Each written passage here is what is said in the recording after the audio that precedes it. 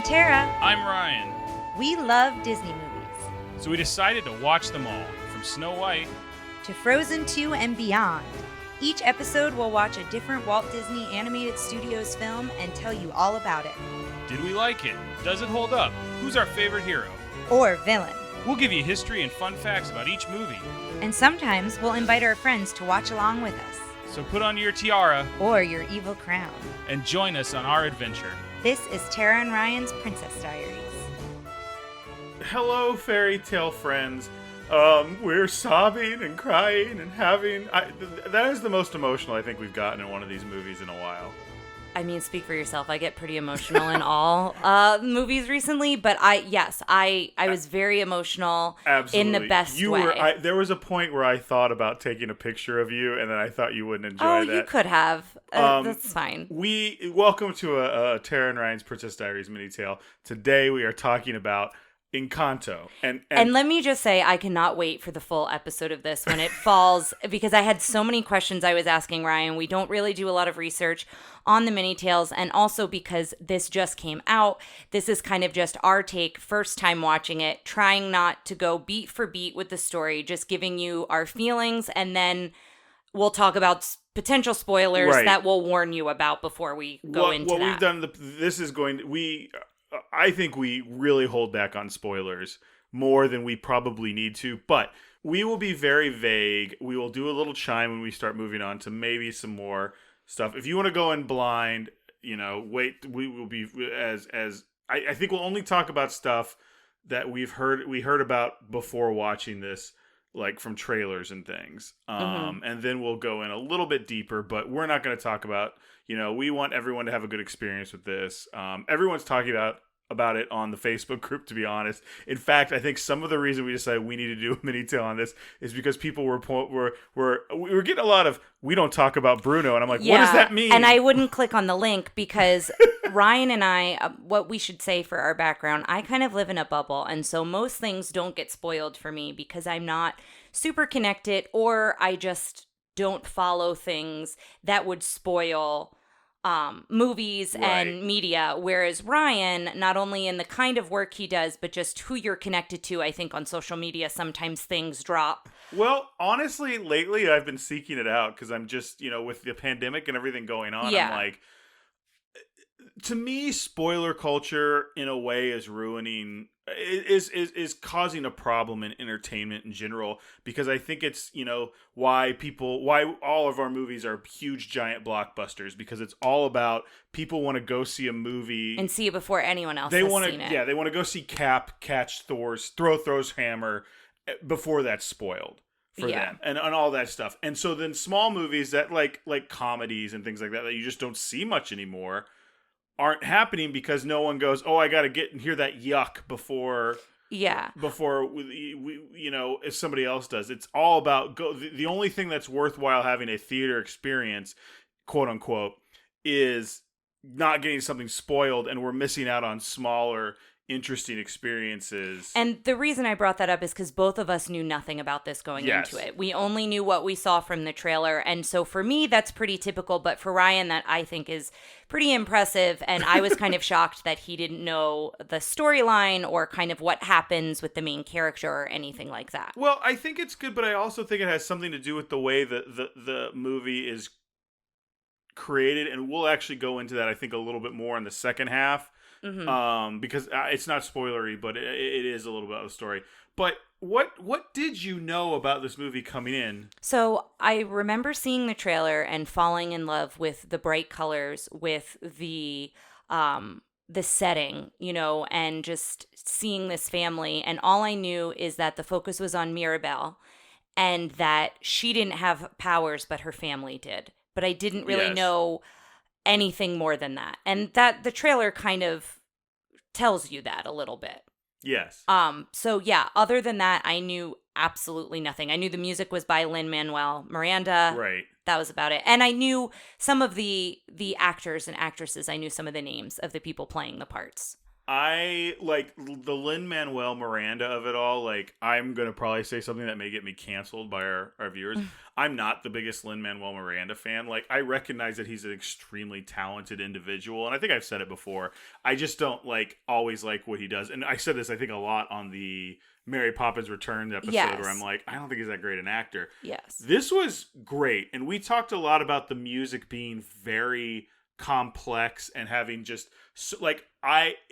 you go and you listen to like Spoonful of Sugar or Cruella de Vil, and it's like, this is the line, it's easy to follow, and this is I kind of have like the feeling of the songs, but like if you ask me like to do, I kind of know the names of them. I know we don't talk about Bruno because that one has a very distinct...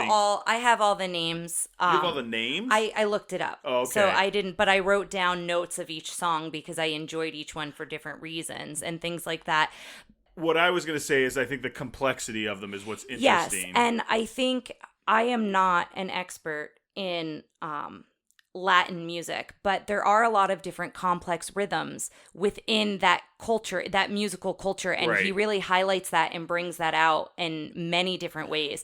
The one thing I will say, I've been listening to Hamilton a lot while I'm in the car. It's just been something I've been jamming to lately. And what I will say is there are moments in each song where there's one or two notes or there's a phrasing, the way like the rhythmic phrasing, and it's reminiscent of Hamilton. It's not Hamilton. He's not recycling music, but I think, you can hear that because it's another show with complex rhythms, complex melodies, so I think that, but I loved the music. It also felt like the songs that were more like poppy felt still like Latin poppy. Yeah, they felt very rooted in the style of the music. It wasn't just like where in Little Mermaid it's a Disney song with like one or two with some calypso numbers. This was definitely, not to bag on Little Mermaid, an American classic. No, just giving an example of something that we talked about and brought up with Little Mermaid versus this. Yes, I think this movie was so culturally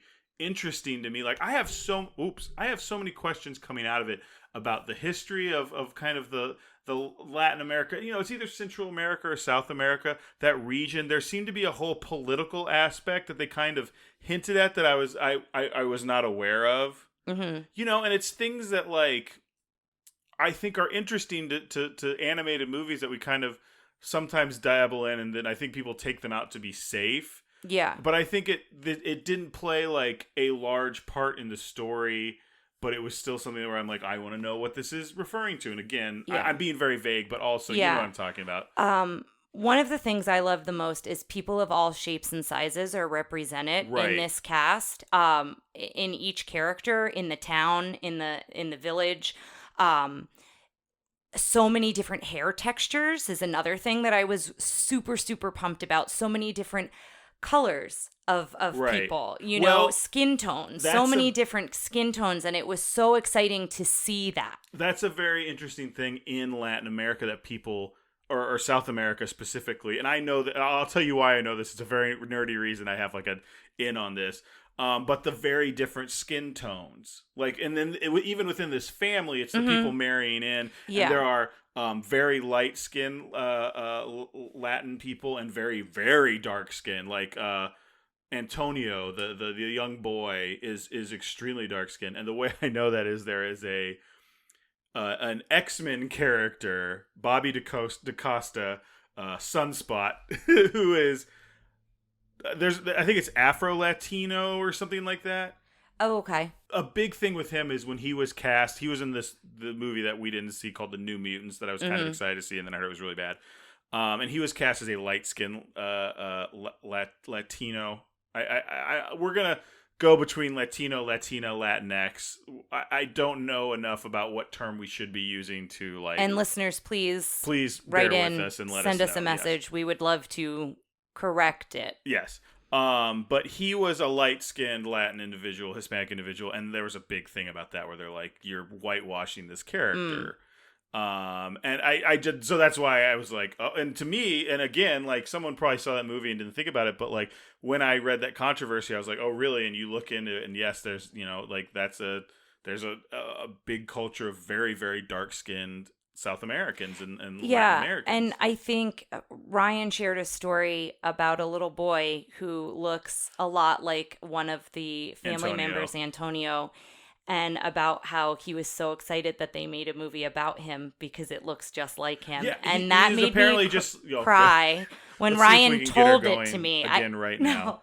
I haven't. He looked to his mother and said, "Mother." Was it a video that you saw, or was it an article? I saw an article for it, but I just kind of. But that just filled me, it filled my heart with so much joy. There might be a video behind it. Well, but again, to try and stay pure for this movie, I didn't really dive into it because I didn't want to have anything spoiled. Yeah, I have so many questions and so many things that I'm excited to learn more about, but as we said, this is us just our feelings after literally just watching it for the first time. Now I will say the movie's been out for a little while because I feel like we're preaching to all the moms who, as far as I can tell, have all seen it 4+ times. Yes, but I think also enjoying it, seeing it many times over.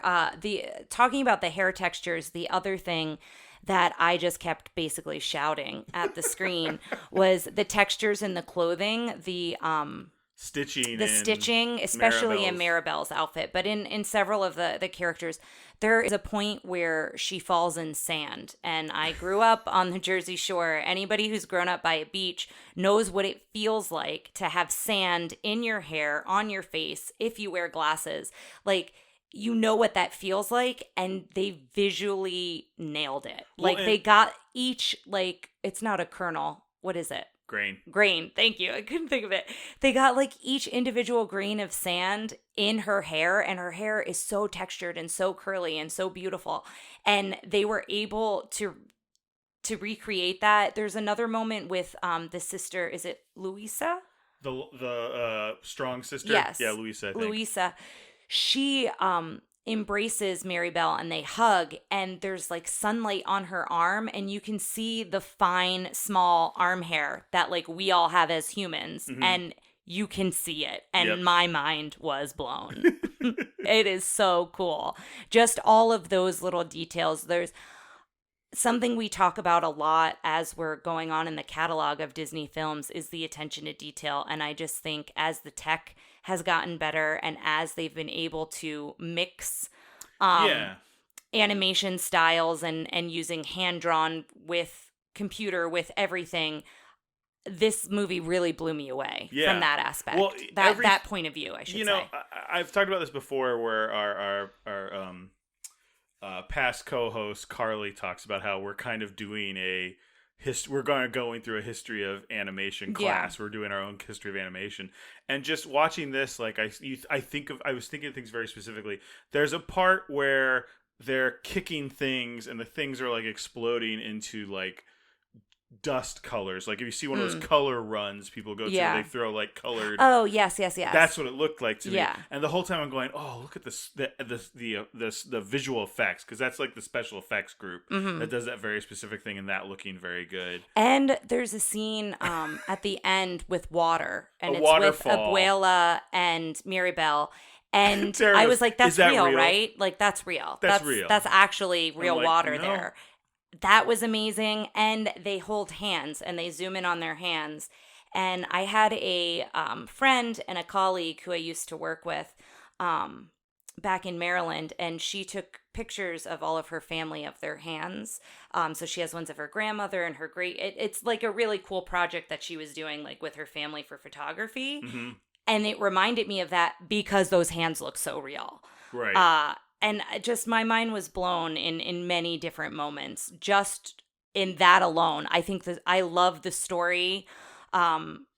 Spoiler free, so we won't go into it here. But there's so many things I loved about the story. I thoroughly enjoyed it. I want to go rewatch it. Yeah. There's one more thing I want to talk about that we didn't really talk about while we were watching it, but. So everybody in this movie, for the most part, has special powers, and one of them is the guy who can change into everybody else. The Shapeshifter. Now I'm interested. We're gonna dive into this when we do this as an actual episode. But I'm going to speak very uninformed here. Well, so pseudo-informed. I remember there being a lot of things about Moana and the difficulty of getting Maui to change into such different things. Oh, when he was changing from like a bird to yes, because it's like you build a skeleton for someone and then you like they poof into something else that's a whole new skeleton rig, everything else. This guy was changing all the time, so much, like all the time, and many different. He was changing into other family members, yes. but then he was also changing into. Well, there's a part where the magic kind of goes weird. Yeah. And so he starts changing. He has like a baby with a mustache head. Yeah. And weird stuff like that. So then he's like a mix of different features of family members. Sometimes he also like if he's surprised or something, he goes wonky or weird. So it's a little off. And that was very funny. But like he does stuff like in order to reach things, he just changes into a completely different person who's taller to reach it. Now, it's all people, so I feel like the rig might be, but it's so fluid and quick and like it was like listening to the music where the music I was like I have to go back and listen to this to kind of understand. I mean, I'm glad we had subtitles. I was just going to say, I would recommend subtitles, especially if you're not fluent in Spanish. I think it's very helpful. And that was the other thing I wanted to say that I absolutely loved about this movie. I love that they didn't shy away from speaking in Spanish. There's songs in full Spanish in the main part of the movie, not at the end as like the additional version. Casita for the house, abuela, tia, tío. Well, even they will throw in full sentences in the middle that like you don't necessarily need to understand the story, but you get the sentiment of what they're saying. Yes, and if you have the subtitles on, if that's something that you want to know what they're saying, then you can read along that way. But for the songs, the songs, it was interesting because it would do this.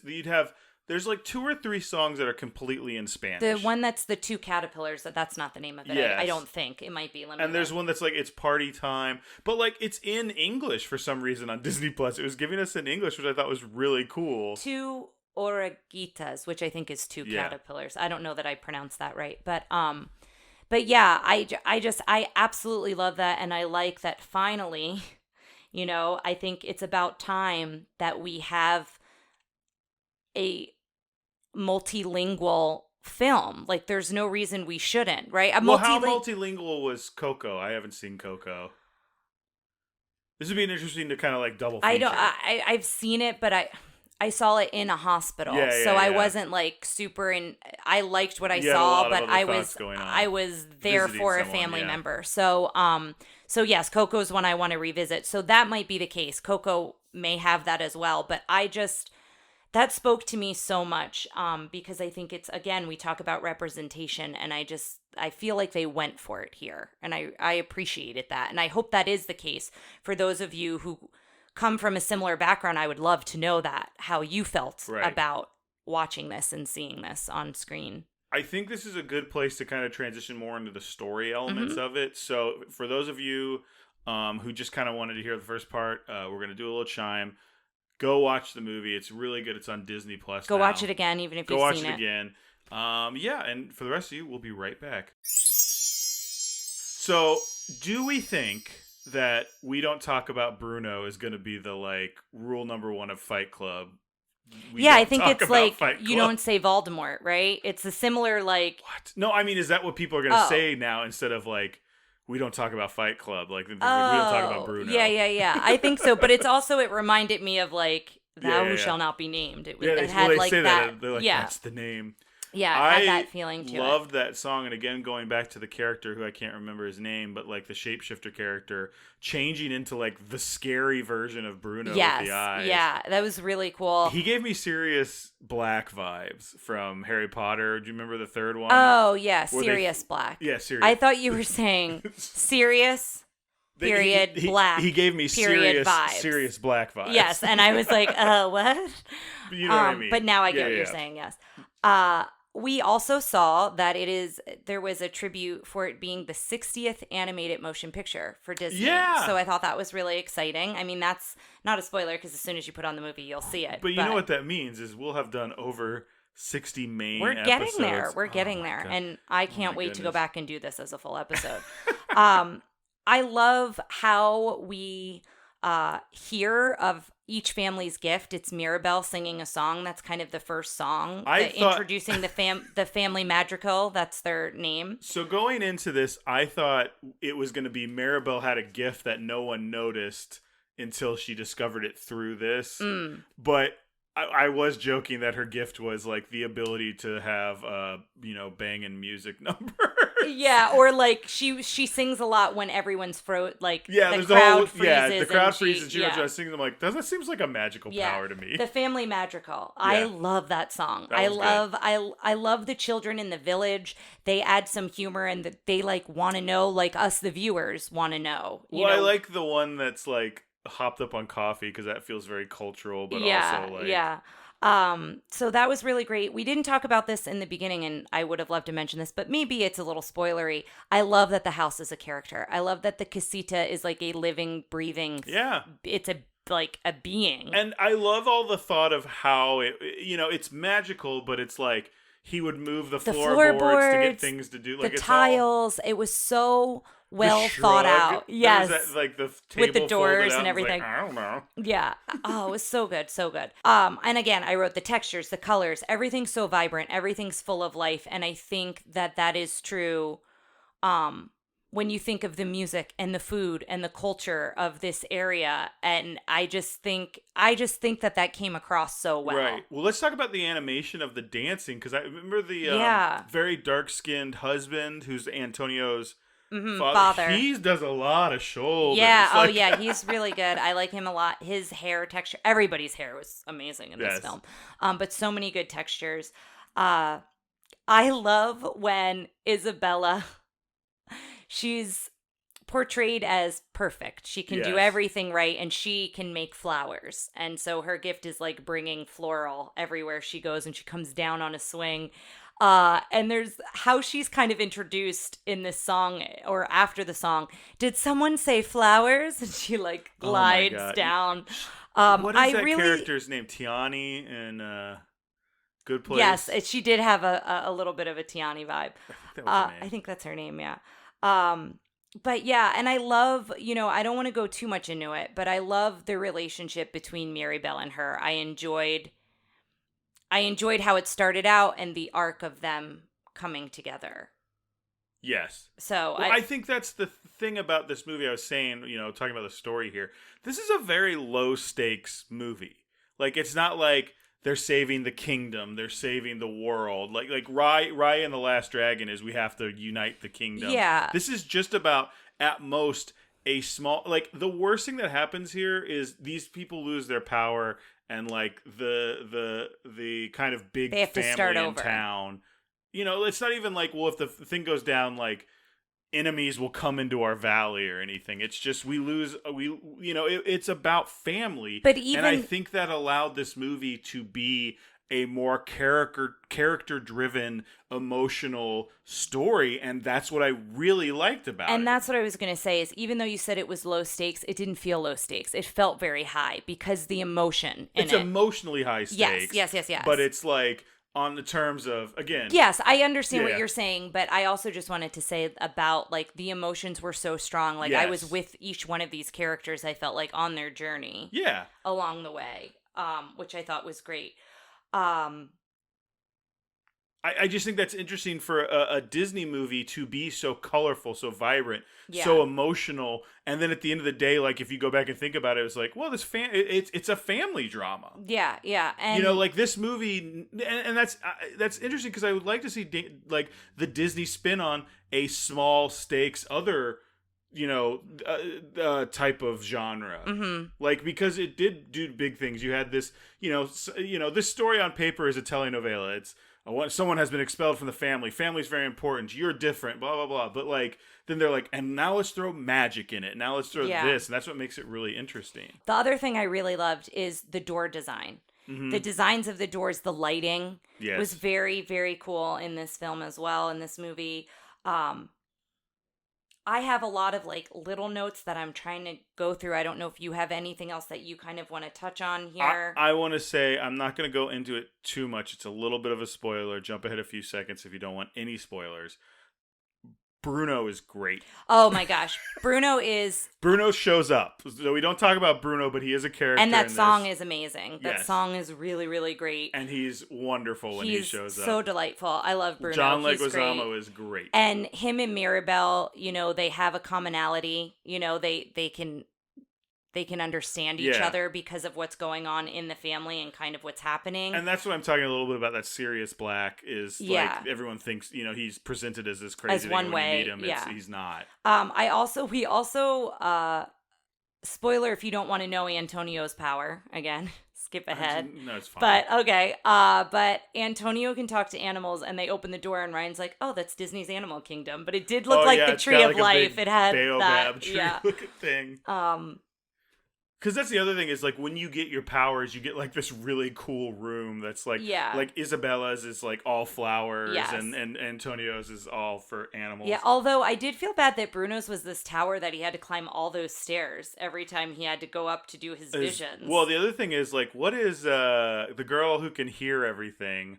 Oh, yeah, I wonder what her room looks like inside. It would have been fun. I wonder if it's like soundproof so she can't hear anything when she's in the room. She can have some little peace. And then what do you think Luisa's room looks like? It just waits. It just waits everywhere.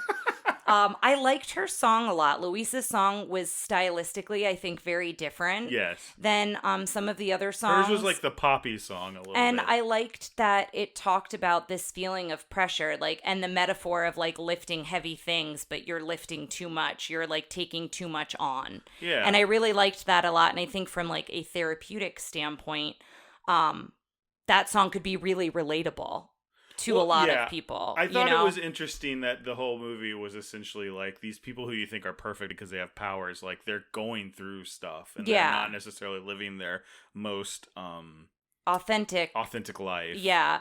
Or it's keeping them from being their full self or their true self. They're because doing at the stuff end, because they feel obligated to the family. Yes, and they're making choices for what's best for the family, not necessarily what's best for them, which in turn could be best for the family.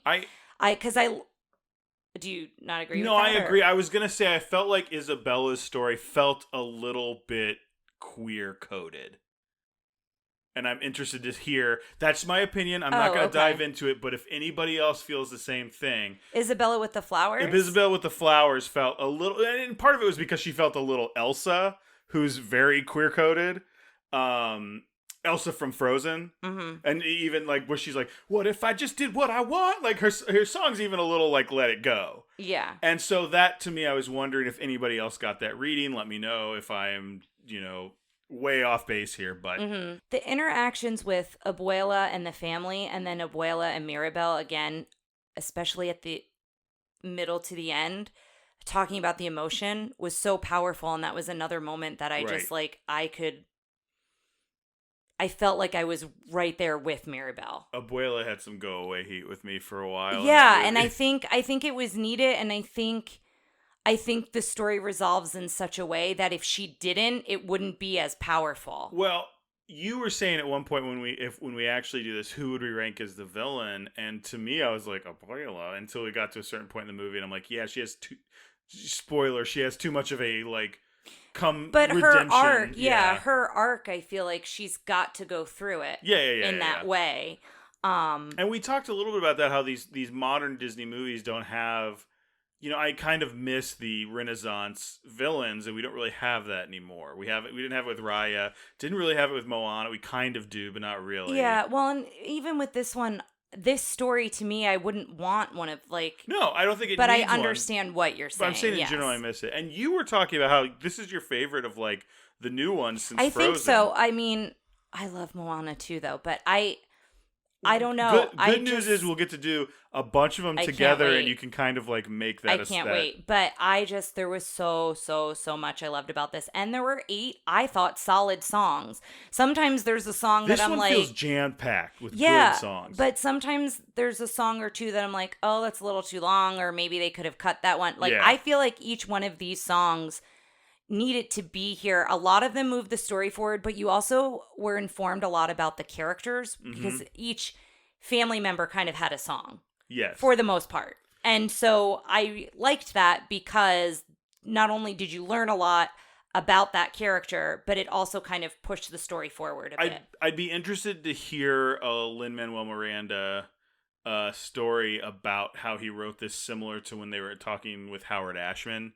Because I feel like we've in general moved away from Disney from this Broadway thing, but also, ironically, hiring one of the greatest modern, in the last 5 years, Broadway musical writers to do these. But at the same time, like, Broadway has changed. What a Broadway sounds like now, as opposed to what you thought of when you thought of, like, the stage in the 90s and the 80s and 90s has changed. Well, and when it first started, when it first became, like, more popular 40s, 50s, right? You think Oklahoma, stuff like that. Like, comparing it from one decade to another. Yeah. Because his feels like like, with as much information he's packing into every lyric and every verse, there has to be some sort of measurement of, like, okay, when I'm throwing a bunch of stuff on top of each other, I have to know that people aren't going to always get all this. So when do I bring everyone away and do a solid line that's like, this is the information I need to get to like, is that something he's thinking about? Like,